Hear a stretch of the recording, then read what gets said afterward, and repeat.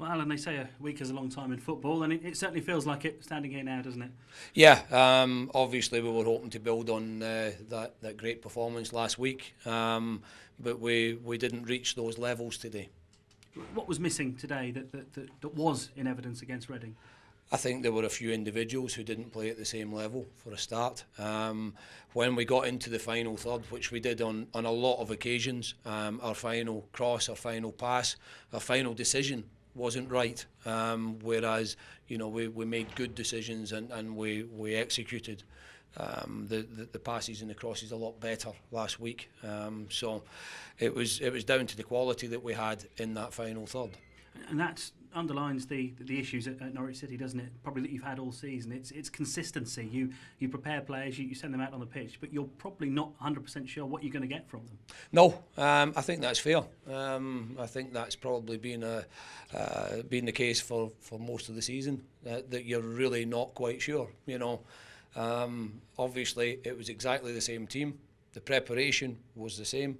And that was the level of performance that we got this week compared to last week, and it wasn't all bad, but it was in the final third, and it was, unfortunately, as the game went on, in our defensive third as well. Yeah, that was it. The goals you gave away, I think all three of them probably should have been avoided, shouldn't they? Absolutely, and you can say that about a lot of goals, but certainly in those cases, it was certainly very much a contribution by us defensively for each of the goals.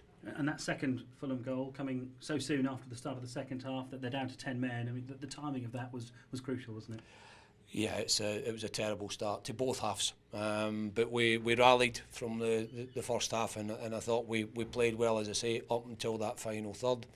But in the second half, that was a really bad start, and it took us a long time to get going in the second half after that, despite the fact that we were playing against 10 men. We didn't move the ball quickly enough, our movement wasn't good enough, and we kept leaving probably the jobs, the defensive job, to somebody else, and that's not going to work. When you look at the patterns that have emerged through the season, I mean, have you ever been involved in a team where the first goal seems so crucial in games?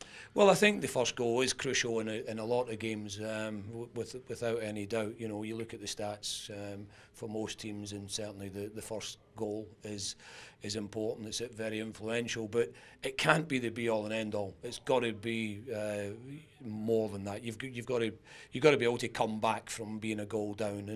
And as I say, I felt as if in the first half that if we'd had a bit more quality in that final third, then we could probably have done that. Clearly, it was a really bad start to the second half, and then having got ourselves on the front foot and in the game, and looking as if certainly we got the first goal, looking as if we might get another goal, and then we go and shoot ourselves in the foot, and we don't defend properly, and suddenly 2-1 becomes 3-1 at a time when you're thinking we might just get another goal back here.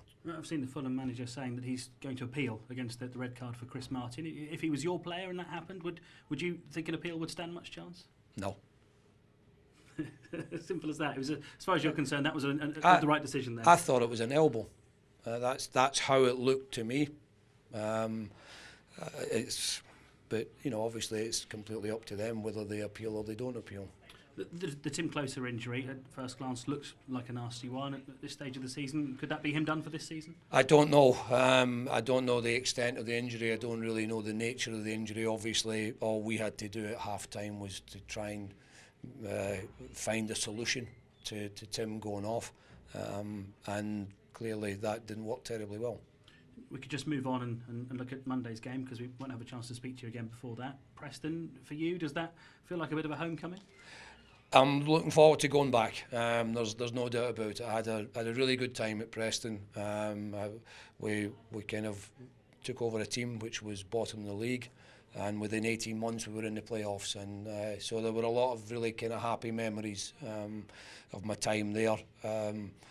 I still get very well received at Preston whenever I go there. The fans who I bump into, wherever I happen to be, are great with me. So yeah, from a personal point of view, I'm looking forward to going back. But you only enjoy it if the performance is good. That says a lot for you, doesn't it? Because players and managers, when they go back to their old clubs, they don't always get a good reception, but you obviously always do at Preston. Well, the last time I went there, I got a standing ovation, which was lovely. It's not, it's not something I kind of seek. I'm not that type of person, but I did appreciate it, and I'm not expecting it on this occasion. I never do expect anything like that, but yeah, it'll be nice to go back, and there are people who are still working at the club, people who are still around the club who contact me. I've actually had a few people contacting me in the build up to it anyway, so yeah, I'm looking forward to going back, and it's really close to home, which helps as well. And from a Norwich point of view, a lot of talk about the away form this season, and you've only got 2 chances to try and at least restore some of the pride for the away fans, haven't you? Absolutely. Obviously we're fully aware of the commitment that the away fans make, and clearly it would be great if we could finish off with a couple of good performances on the road. And 2 days after having played against, in this one, how many changes are you going to have to make? I'll need to assess how everyone is tomorrow, both in terms of the actual medical side of things, but also the physical and mental side of things to make a decision on what changes, if any, are made. It's not something you can decide on at this stage. It will be tomorrow morning when we start kind of looking and seeing how everybody is after the game. The chances are there will be some changes. Clearly, we kept exactly the same team, exactly the same squad as last week, but that will definitely change in some ways. Thanks for talking to us, Hannah. Thank you.